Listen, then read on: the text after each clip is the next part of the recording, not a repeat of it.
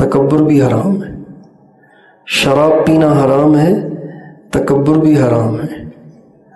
اور تکبر کسے کہتے ہیں؟ ہمارے نبی کا ارشاد ہے تکبر یہ ہے کہ لوگوں کو حقیر سمجھے، لوگوں کو حقیر سمجھے، یہ تکبر ہے۔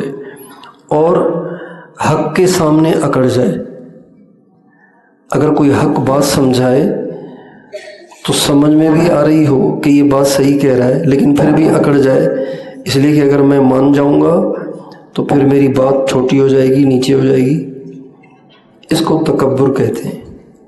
یہ تکبر حرام ہے، تواضع فرض ہے۔ تکبر حرام ہے، تواضع فرض ہے۔ اب اس بات کی طرف تو دیندار طبقے کا دھیان رہتا ہے کہ زنا نہ ہو، شراب نہ پیوں، لیکن اس طرف دھیان نہیں رہتا کہ مجھ میں تکبر نہ ہو، مجھ میں تواضع ہو۔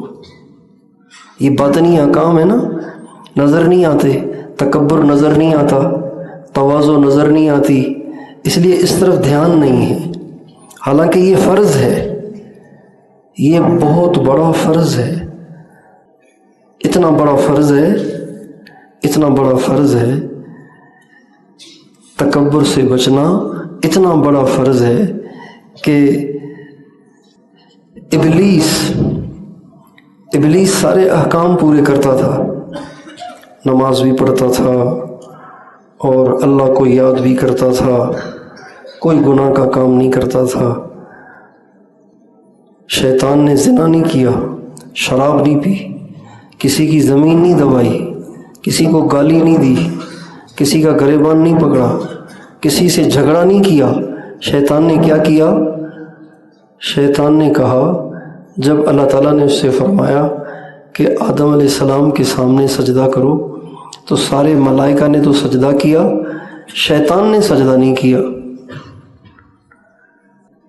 شیطان سے اللہ تعالیٰ نے پوچھا، ما منعک ان تسجد لما خلقت بیدی، آپ نے سجدہ کیوں نہیں کیا بھائی؟ آپ کو کہا نا سجدہ کرو، تو اس نے کہا اعوذ بکلمات اللہ التامات من شر ما خلق۔ شیطان سے پوچھا کہ آپ نے سجدہ کیوں نہیں کیا؟ تو شیطان نے کہا انا خیر منہ، میں آدم سے اچھا ہوں، آدم مٹی کا، میں آگ کا، یہ کچھ نہیں کرے گا انشاءاللہ۔ انا خیر منہ، میں آدم سے اچھا ہوں، خلقتنی من نار وخلقتہ من طین، آدم کو آپ نے مٹی سے بنایا، مجھے آپ نے آگ سے بنایا، میں آدم سے بہتر ہوں۔ یہ تکبر ہے، یہ تکبر اتنا بڑا گناہ ہے، اتنا بڑا گناہ ہے کہ اللہ تعالیٰ نے اس گناہ کی وجہ سے ابلیس کی 8 لاکھ سال کی عبادت کو مردود کر دیا، صفر کر دیا، صفر، زیرو۔